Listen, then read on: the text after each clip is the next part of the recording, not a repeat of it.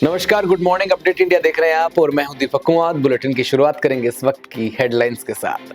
समुद्री शक्ति और अध्यात्म का प्रदर्शन, मोदी ने युद्ध तोपों के जल वातावरण समारोह में लिया भाग, मंदिर का किया उद्घाटन। अमित शाह कल कई परियोजनाओं का करेंगे लोकार्पण, पर्यटकों को लुभाने के लिए तैयार है वडनगर। भारत अगले 2 महीनों में 20% इथेनॉल मिश्रण का लक्ष्य हासिल करेगा, नितिन गडकरी का दावा। राहुल गांधी के इंडियन स्टेट कमेंट पर बीजेपी का पलटवार, जेपी नड्डा ने कहा कांग्रेस का घिनौना सच उजागर कर दिया, ये सब अरबपति जॉर्ज सोरोस के एजेंडे का हिस्सा। और अब खबरें विस्तार से। प्रधानमंत्री नरेंद्र मोदी ने बुधवार को कहा कि भारत एक प्रमुख समुद्री शक्ति के रूप में उभर रहा है और वैश्विक स्तर पर उसे एक विश्वसनीय और जिम्मेदार साझेदार के रूप में मान्यता मिल रही है। उन्होंने खुले, सुरक्षित, समावेशी और समुद्र हिंद प्रशांत क्षेत्र की वकालत की। महाराष्ट्र में भाजपा नीत महायुति गुट के भारी बहुमत से सत्ता में वापसी के करीब 2 महीने बाद मुंबई की अपनी 1 दिवसीय यात्रा के दौरान प्रधानमंत्री नरेंद्र मोदी ने 3 नौसैनिक युद्ध तोपों के जलवतरण के समारोह में भाग लिया। इस्कॉन मंदिर का उद्घाटन किया और सत्तारूढ़ गठबंधन के विधायकों के साथ दोपहर के भोजन पर मुलाकात की। उन्होंने कहा कि हमें समुद्र को नशीले पदार्थों, हथियारों और आतंकवाद से सुरक्षित करने में वैश्विक साझेदार बनना चाहिए और इसे सुरक्षित और समृद्ध बनाना चाहिए। उन्होंने कहा कि भारत की बढ़ती नौसैनिक ताकत देश में वैश्विक विश्वास बढ़ा रही है। केंद्रीय गृह और सहकारिता मंत्री अमित शाह 16 जनवरी को मोहसाना जिले के वडनगर शहर में सैकड़ों करोड़ रुपए की विभिन्न परियोजनाओं का लोकार्पण करेंगे। पुरातत्व, अनुभव संग्रहालय, प्रेरणा संकुल और स्पोर्ट्स कॉम्प्लेक्स जैसे विकास कार्यों के साकार होने से वडनगर आने वाले पर्यटकों को एक नया अनुभव मिलेगा। गुजरात के प्राचीनतम जीवंत शहर वडनगर का इतिहास बहुत ही भव्य है। 2500 से अधिक वर्षों से लगातार आबाद रहने वाला ये शहर 7 अलग-अलग राजवंशों के अधीन रहा है। वडनगर प्रमुख व्यापारिक मार्ग पर स्थित होने के कारण हिंदू, बौद्ध, जैन और इस्लाम धर्मों के संगम का एक जीवंत केंद्र था। ये शहर सांस्कृतिक और ऐतिहासिक धरोहर का अनमोल खजाना है और अपनी तमाम ऐतिहासिक खूबियों के बावजूद अनजान सा रहा। वडनगर उस वक्त देश और दुनिया के नक्शे पर चमक उठा जब यहाँ की मिट्टी में पैदा हुए नरेंद्र मोदी भारत के प्रधानमंत्री बने। प्रधानमंत्री नरेंद्र मोदी ने वडनगर के ऐतिहासिक महत्व और पर्यटन संभावनाओं को देखते हुए इससे जुड़ी परियोजनाएं शुरू करने के लिए प्रेरित किया। केंद्रीय मंत्री नितिन गडकरी ने बताया कि भारत अगले 2 महीनों में 20% इथेनॉल मिश्रण का अपना लक्ष्य हासिल कर लेगा। पेट्रोल में इथेनॉल मिलाने की प्रथा 2001 में एक पायलट प्रोजेक्ट के रूप में शुरू हुई थी। उन्होंने बताया कि E20 के उपयोग में प्रदूषण कम करने में मदद मिलेगी। केंद्रीय मंत्री ने कहा कि Tata Motors, Mahindra and Mahindra, Maruti Suzuki और हुंडई मोटर्स ने ऐसे वाहनों का निर्माण शुरू कर दिया है जो 100% बायो एथेनॉल पर चलते हैं। एक कार्यक्रम को संबोधित करते हुए नितिन गडकरी ने कहा कि हम अगले 2 महीनों में 20% इथेनॉल मिश्रण E20 के इस लक्ष्य को हासिल कर लेंगे। E20 के उपयोग से प्रदूषण कम करने में मदद मिलेगी। इस देश में प्रदूषण एक गंभीर मुद्दा है क्योंकि दुनिया के 50 सबसे प्रदूषित शहरों में 42 भारतीय शहर शामिल हैं। उन्हें कहा कि हम 22 लाख करोड़ रुपए का जीवाश्म ईंधन आयात करते हैं जिससे प्रदूषण भी हो रहा है। कांग्रेस सांसद राहुल गांधी ने एक बार फिर कुछ ऐसी टिप्पणी कर दी जिससे बीजेपी को अटैक का मौका मिल गया है। राहुल गांधी ने कहा कि कांग्रेस अब सिर्फ आरएस और बीजेपी से ही नहीं बल्कि इंडियन स्टेट से भी लड़ रही है। बीजेपी ने इस बयान पर राहुल गांधी को घेरते हुए कहा कि ये सब अरबपति जॉर्ज सोरोस के एजेंडे का हिस्सा है। बीजेपी अध्यक्ष जेपी नड्डा ने राहुल गांधी और उनके नेटवर्क पर अर्बन नक्सलियों और डीप स्टेट से संबंध होने का आरोप लगाया है। उन्होंने कहा कि इनका मकसद भारत की छवि खराब करना है। राहुल गांधी ने सोमवार को आम आदमी पार्टी के प्रमुख अरविंद केजरीवाल पर जमकर हमला बोला। उन्होंने कहा कि अरविंद केजरीवाल झूठे वादे करते हैं। इनके बाद अरविंद केजरीवाल ने इस पर पलटवार करते हुए कहा कि कांग्रेस नेता राहुल गांधी अपनी पार्टी को बचाने की कोशिश कर रहे हैं जबकि वह देश को बचाने के लिए लड़ रहे हैं।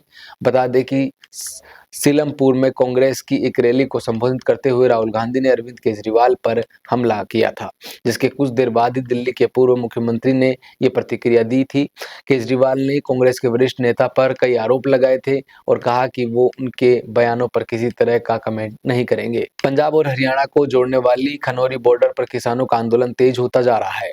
किसान नेता जगजीत सिंह डंडेवाल बीते 51 दिनों से अनशन पर हैं। उनकी सेहत खराब हो रही है। हालत यह है कि उनके लिए अब पानी पीना भी मुश्किल हो गया है। कारण यह है कि उनके कई अंग अब पहले की तरह काम नहीं कर रहे हैं। इस बीच बुधवार को उनके समर्थन में 111 अन्य किसानों ने भी आमरण अनशन शुरू कर दिया है।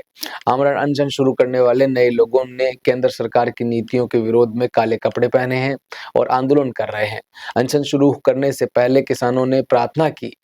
फिलहाल खनौरी बॉर्डर पर हरियाणा की तरफ भारी पुलिस बल तैनात है ताकि किसान एंट्री की कोशिश न करने लगे। गृह मंत्री अमित शाह पर की गई शरद पवार के राज्य में से निर्वासित किए जाने वाले बयान पर सियासत तेज हो गई है। अब भाजपा ने इसके लिए प्रकंपा यानी कि सपा सुप्रीमो शरद पवार की आलोचना की है। इस दौरान भाजपा ने शरद पवार से गृह मंत्री के बारे में गलत सूचना फैलाना बंद करने को भी कहा है। शरद पवार पर पलटवार करते हुए भाजपा के राष्ट्रीय महासचिव विनोद तावड़े ने कहा है, आपके कार्यकाल के दौरान ऐसी चर्चाएं थी कि दाऊद इब्राहिम से जुड़े लोग आपके हेलीकॉप्टर में यात्रा करते थे। इतना ही नहीं, यह भी कहा कि जब आप मुख्यमंत्री थे तो दाऊद मुंबई चला रहा था। नागपुर के बुल्ढाना जिले के 11 गांवों में लोगों के अचानक बड़े पैमाने पर गंजे होने का रहस्य अभी भी अनसुलझा बना हुआ है। केंद्रीय राज्य मंत्री प्रताप राव जाधव के निर्देश पर कार्रवाई करते हुए दिल्ली और चेन्नई में आईसीएमआर के वैज्ञानिकों की एक टीम ने स्थिति की जांच करने के लिए सेगांव में डेरा डाल लिया है।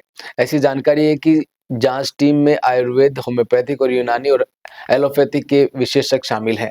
250 लोग गंजे हो चुके हैं और 600 अन्य में लक्षण सामने आए हैं।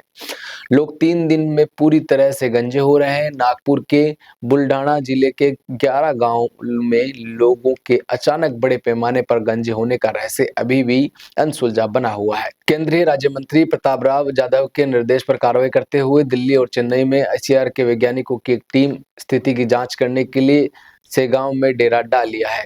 ऐसी जानकारी है कि जांच टीम में कई प्रकार के डॉक्टर भी शामिल हैं। भारतीय महिला टीम ने बुधवार को राजकोट में आयरलैंड के खिलाफ तीसरा वनडे 304 रन से जीता। इसी के साथ भारत ने 3 मैचों की सीरीज 3-0 से जीत ली है।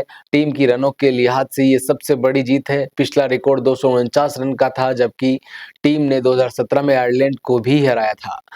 टीम ने इस मैच में अपना सबसे बड़ा स्कोर बनाया है। पहले बल्लेबाजी करते हुए 50 ओवर में 5 विकेट पर रिकॉर्ड 435 रन बनाए।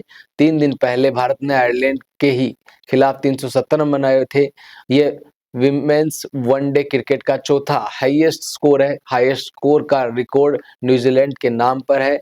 कीवी टीम ने 2018 में आयरलैंड के ही खिलाफ 491 रन बनाए थे। उधर कप्तान स्मृति मंथाना ने 70 गेंद में शतक लगाया। वे भारत की और वनडे में सबसे तेज शतक लगाने वाली महिला क्रिकेटर बन गई है। स्मृति ने 80 गेंद में 135 रन की पारी खेली। दिल्ली में बुधवार को सीजन का सबसे घना कोहरा छाया रहा, जो 3 घंटे तक रहा। इस कारण से कम विजिबिलिटी के चलते 100 से अधिक फ्लाइट्स और 26 ट्रेनें प्रभावित हुई है। कोहरे के चलते दिल्ली में वायु प्रदूषण बढ़ा है। सुबह के समय कोहरे में विजिबिलिटी को काफी हद तक कम कर दिया है।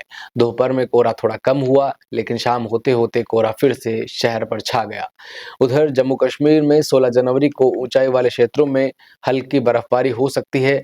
घाटी में 18 जनवरी तक मौसम अधिकतर बादलों में घिरा रहेगा, लेकिन शुष्क रहेगा। वहीं मंगलवार की रात में गुलमर्ग का न्यूनतम तापमान -7.4 डिग्री सेल्सियस दर्ज किया गया था। पहलगांव का न्यूनतम तापमान -8.4 डिग्री सेल्सियस रहा। मौसम विभाग के मुताबिक एक बार फिर से नया पश्चिमी विक्षोभ सक्रिय हो गया है। इससे दिल्ली, यूपी समेत उत्तर भारत के अधिकांश हिस्सों में बारिश की संभावना है। खबरों में आज के लिए बस इतना ही। देखते रहिए अपडेट इंडिया न्यूज।